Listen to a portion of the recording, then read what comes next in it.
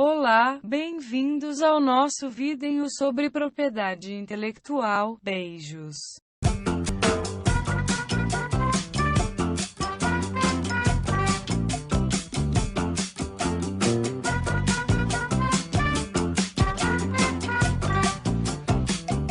Oi gente, eu serei seu narrador por hoje, porque eu fiquei de editar o vídeo e eu acho que meu microfone é o único que presta no grupo.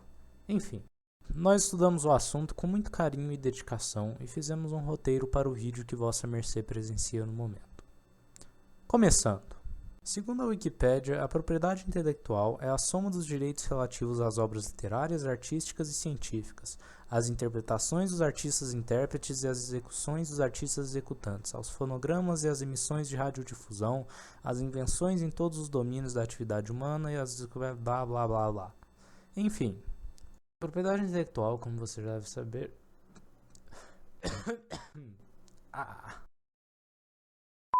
Evitem tossir com a clavícula quebrada, crianças. Dói bastante. Eu sei que eu podia ter editado isso pra fora do vídeo, mas o vídeo é meu, eu faço o que eu quiser com ele. E é uma lição importante. Propriedade intelectual, como você já sabe, provavelmente, é aquela coisa que protege o seu direito de propriedade e de comercialização sobre uma ideia nova e original que você tem que pode ser aplicada no mercado, como, por exemplo, uma nova tecnologia, uma descoberta científica, uma composição musical, uma história em quadrinhos, um personagem de desenho animado, essas coisas. Basicamente, isso existe para proteger você de qualquer pessoa que possa roubar sua ideia ou copiá-la sem ter participado em nenhuma parte do processo criativo e comercializá-la no seu lugar.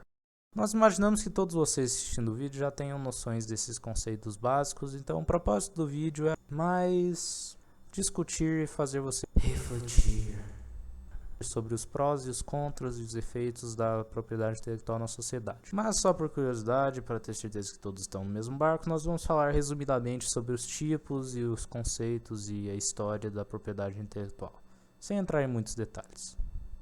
Para falar a verdade, não há muitos acontecimentos importantes na história que você deveria saber de antemão para começar a discussão. Mas bom, só por curiosidade, o termo propriedade intelectual foi usado pela primeira vez em 1769, em um artigo em um jornal inglês. Mas o primeiro uso do conceito em si surgiu um século antes, quando a monarquia britânica começou a garantir privilégios de monopólio para certas companhias, significando que elas tinham exclusividade em comercializar certos produtos e tecnologias. O resto não é muito relevante no momento.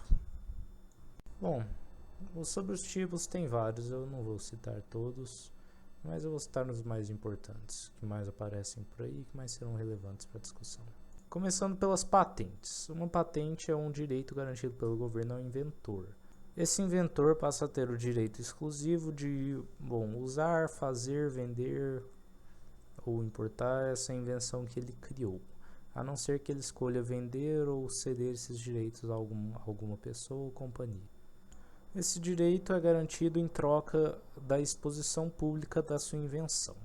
Isso parece uma coisa redundante, tipo, quem iria querer inventar alguma coisa e não expor ela ao público, mas mais pra frente vai fazer sentido. Mantenha isso em mente. Próximo item da lista são direitos autorais. Direitos autorais são basicamente a mesma coisa que uma patente no conceito, mas se aplica a obras intelectuais de arte ou obras criativas em geral. A diferença é que isso não cobre a informação ou a ideia em si, portanto não tem como você ter direitos autorais sobre uma ideia para um livro, mas tem como você ter para o livro com a ideia posta em prática. Uma coisa bem simples. O próximo item é a marca registrada. A marca registrada é bem simples, é simplesmente um símbolo, uma expressão, uma palavra, um nome, um design que distingue um produto ou um serviço de uma empresa ou proprietário particular. Então, a marca registrada simplesmente serve para que outras pessoas não vendam um produto delas usando a marca dessa empresa. O resto são coisas bem simples. Há a propriedade por variedade de plantas, ou seja, uma empresa ou proprietário possui o direito sobre um certo genoma de uma planta para plantio e comercialização. Há o segredo de uma empresa também, que é propriedade intelectual, que é alguma fórmula ou algum processo que diferencia essa empresa dos seus competidores. Isso também tem direito de ser mantido segredo. Há também o design industrial, que protege o visual de algum objeto de uma empresa para que outras empresas não façam um produto exatamente igual, só que diferente por dentro. E também, por último, a propriedade que protege o visual de pacotes de produtos para que a empresa não venda um produto diferente dentro de um pacote igual. Esses são todos os tipos de propriedade intelectual, tirando, claro, as pequenas coisas que variam de país para país. Então, agora que você já tem um pós-doutorado em propriedade intelectual, vamos prosseguir para o ponto alto do vídeo.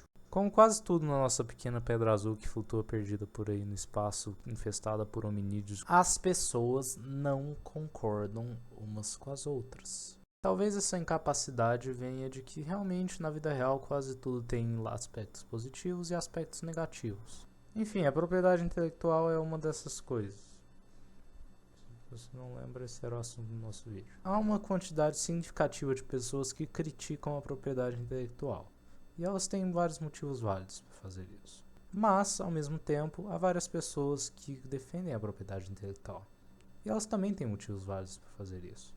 No nosso vídeo, nós resolvemos apresentar exemplos de cada ponto de vista, para que você no final tire suas próprias conclusões, porque você já é bem grandinho. Vamos começar com os motivos para essas leis existirem. Às vezes eles podem parecer meio óbvios, mas me acompanhe. O objetivo básico de toda lei sobre propriedade intelectual é garantir um benefício mútuo entre um autor ou inventor e a sociedade, dando ao autor ou inventor direitos e poder sobre a sua criação em troca da exposição dela ao público. Assim, o autor ou inventor, ou o que quer que seja no caso, tem uma garantia de que ele conseguirá algum benefício econômico de sua obra e a sociedade beneficia pela inovação tecnológica ou criativa, cultural, o que seja. Portanto, pode-se concluir que o objetivo primário das leis sobre propriedade intelectual é promover e encorajar inovação e progresso tecnológico, dando aos autores e inventores uma maneira de ganhar a vida com suas produções e, portanto, motivando eles a produzir mais. Isso é uma coisa meio óbvia, porque você deve imaginar que se as pessoas pudessem copiar e vender no seu lugar a sua tecnologia ou música nova, você não iria gastar muito tempo aperfeiçoando elas ou criando coisas novas. Em 2013, o Escritório de Patentes e Marcas Registradas dos Estados Unidos aproximou o valor total da propriedade intelectual na economia estadunidense como sendo maior do que 5 trilhões de dólares. E estima-se que ela cria emprego para em torno de 18 milhões de cidadãos americanos. Há vários tratados e organizações pelo mundo que defendem a propriedade intelectual que são bem influentes e que contam com economistas renomados que sempre estão realizando pesquisas e revelando estatísticas sobre essa área. Segundo uma pesquisa conjunta realizada por uma dessas organizações, chamada WIPO e a Universidade das Nações Unidas, em 6 países asiáticos, existe uma correlação positiva entre o fortalecimento do sistema de propriedade intelectual no país e o crescimento econômico subsequente. Outra coisa interessante para se ter em mente é que no artigo 27 da Declaração Universal dos Direitos Humanos está escrito que todos têm direito à proteção dos interesses morais e materiais ligados a qualquer produção científica, literária ou artística de sua autoria. Então também há a questão ética e moral. Filósofos como John Locke e Hegel, embora não falassem diretamente de propriedade intelectual, escreveram muito sobre direitos naturais do ser humano. Nota-se que em várias obras filosóficas é recorrente a noção de que o indivíduo deve ter direitos sobre o produto do trabalho realizado pelo seu corpo. Embora essa noção raramente seja aplicada aos produtos da mente, não é difícil relacionar ela aos direitos sobre a propriedade intelectual. Enfim, como você pode ver, há vários motivos válidos para defender a propriedade intelectual na sociedade. Agora, para te trazer as críticas e a refutação da propriedade intelectual, vamos trazer o vencedor do Prêmio Nobel de Economia, Arthur Meirelles, e o vice-campeão do Campeonato de Bolinha de Gude da Vila Jaraguá, Gabriel Viviani. Então, o conceito de propriedade intelectual é basicamente uma aplicação da propriedade privada. E o que, antes da gente entender esse conceito de propriedade intelectual, eu tenho que falar para vocês um pouco sobre o que é a propriedade privada. A propriedade privada é um conceito criado pelo homem e pela sociedade em si para resolver um conflito. E que conflito seria esse? Bom, Primeira regra da economia, né? A coisa mais básica que tem em se falar, que um recurso ele é escasso e se ele é escasso e mais de uma pessoa quer usar ele, esse recurso tem algum valor econômico e ele pode virar outras coisas. Então, aí entra o homesteading, que é a apropriação primária de um recurso antes não usado por ninguém. Então, se eu vejo uma árvore com frutos e ninguém está perto dessa árvore, é perceptível que não tem nenhum cercado, ninguém próximo a essa árvore, não tem ninguém cuidando dessa árvore, é evidente que não tem nenhum proprietário sobre aquela árvore. Eu posso utilizar dela, eu posso utilizar dos frutos dela e posso fazer o que eu quiser com eles. Eu posso juntar todos os frutos, colocar numa cesta e vender e falar que aquilo é fruto do meu trabalho, porque quem colheu os frutos fui eu, quem limpou os frutos e selecionou fui eu, então eu gastei tempo fazendo isso e isso tudo é fruto do meu trabalho. Então, se alguém chega e fala que essa árvore é dela enquanto eu estou a usando, se essa pessoa está infringindo na minha propriedade, no meu trabalho, obviamente ela não pode olhar e falar só aquilo, ah, olha que árvore bonitinha, ela é minha, e pronto. Não, ela tem que estar utilizando daquele recurso, ela tem que estar se apropriando daquilo quase que em tempo real. Porque daí sim ela vai poder falar que aquilo é dela, porque ela está gastando o trabalho dela sobre aquele recurso nunca antes utilizado. Então falar que um recurso que ninguém nunca antes tinha usado é meu, enquanto eu estou usufruindo disso como trabalho,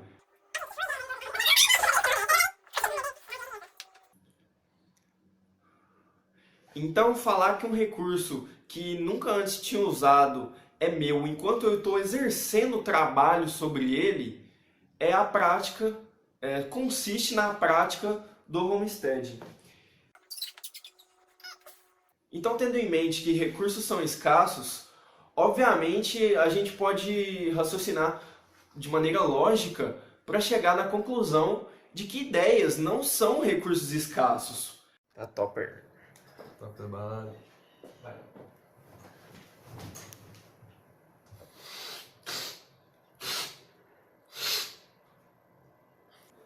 Então, pelo simples fato de ideias não serem escassas, classificar elas como propriedade de alguém já é incoerente.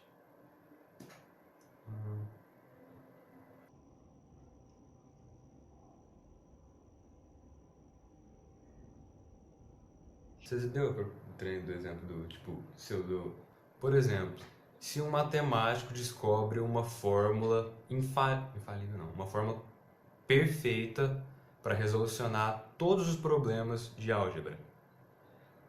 Quando outra pessoa usar essa fórmula, o matemático não vai esquecer como usar.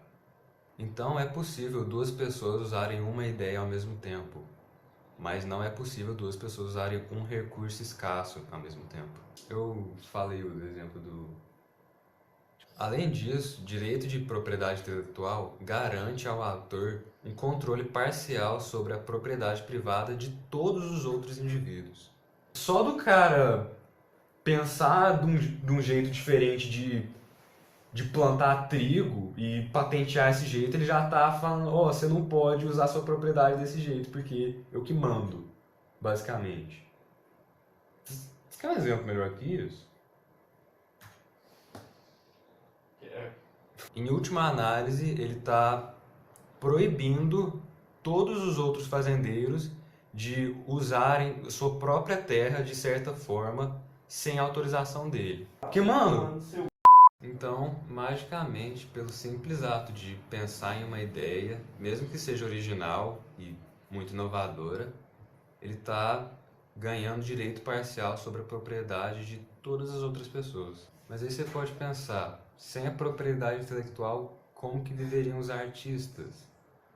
Bom, talvez do mesmo jeito que viveu Beethoven, Mozart, Shakespeare, não tinha propriedade intelectual na época deles, eles são bem famoso.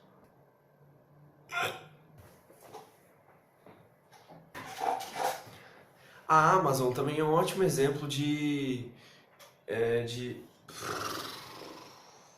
Véi. A Amazon é um ótimo exemplo de como as coisas funcionam muito bem e os serviços se tornam cada vez mais baratos sem a propriedade intelectual.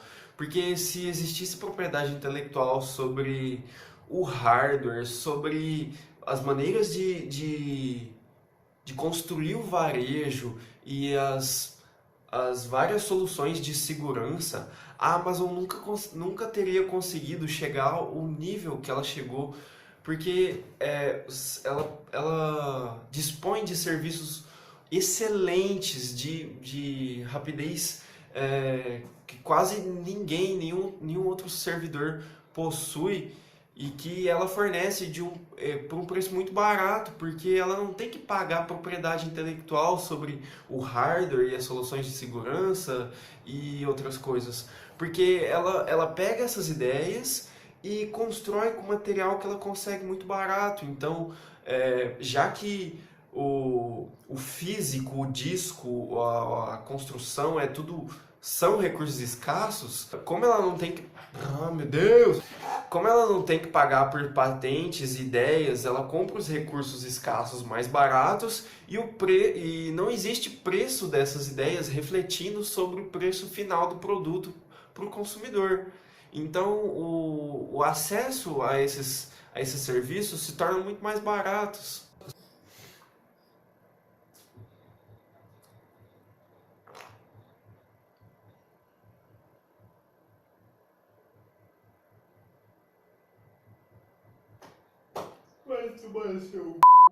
Não, velho, tem o exemplo da Intel e AMD, né? A Intel e a AMD são duas das maiores empresas de hardware do mundo hoje. Porém, há uma controvérsia relacionada ao monopólio intelectual que a Intel tem sobre os processadores de computador. Basicamente, a Intel tem a primeira patente de uma tecnologia necessária para fazer processadores. Agora, ninguém no mundo pode criar ou aplicar comercialmente uma tecnologia para processadores sem a aprovação da Intel. Então, se você criou uma tecnologia super inovadora para processadores, ou você trabalha para a Intel ou sua tecnologia será perdida. A Intel cede direitos para a AMD comercializar processadores, mas isso muitos dizem que não passa de uma estratégia comercial.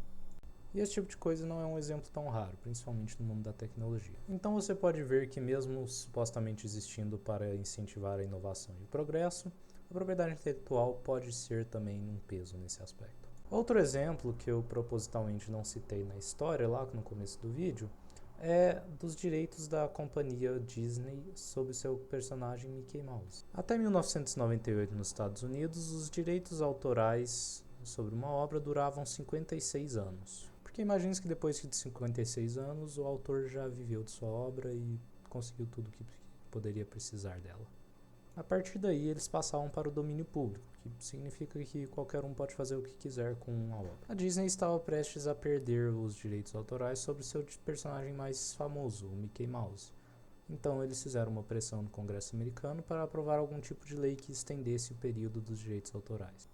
Como nós sabemos, sistemas políticos democráticos como esse não são facilmente corrompíveis e os políticos nunca mentiriam ou favoreceriam uma empresa ou a família ou negócios ou interesses particulares. Enfim, depois da pressão da Disney e de várias outras empresas, o Congresso americano coincidentalmente aprovou uma lei que estende em muitos anos, dependendo do caso, os direitos autorais de uma certa obra. Isso aconteceu em 1998 e desde então nenhuma obra americana passou para o domínio público e a mais próxima está ainda a vários anos de distância. Então, novamente, dessa vez não no ramo da tecnologia, você pode ver que a propriedade intelectual pode ser um peso no progresso, nesse caso cultural, da humanidade. Nós vamos parar por aqui porque nós não queremos favorecer um ponto de vista nesse vídeo, porque sinceramente nem nós do grupo concordamos um com o outro em relação ao que é melhor para todo mundo quando se trata de propriedade intelectual. Mas nós esperamos que esse vídeo seja informativo o suficiente para que você tenha conhecimento e entendimento do assunto suficiente para formar sua própria opinião baseado na sua visão de mundo. Porque isso é um assunto muito relevante, porque essas leis possivelmente vão influenciar quanto dinheiro você vai ganhar ou seu salário no futuro. E imaginamos que você se importa com isso, porque se você quisesse um salário medíocre ou trabalhar no McDonald's, você não estaria em um curso de ciências da computação, e sim em um de humanas. Enfim, isso é tudo que temos por hoje, então vamos ficar por aqui. Então, espero que você tenha gostado do vídeo. Boa noite.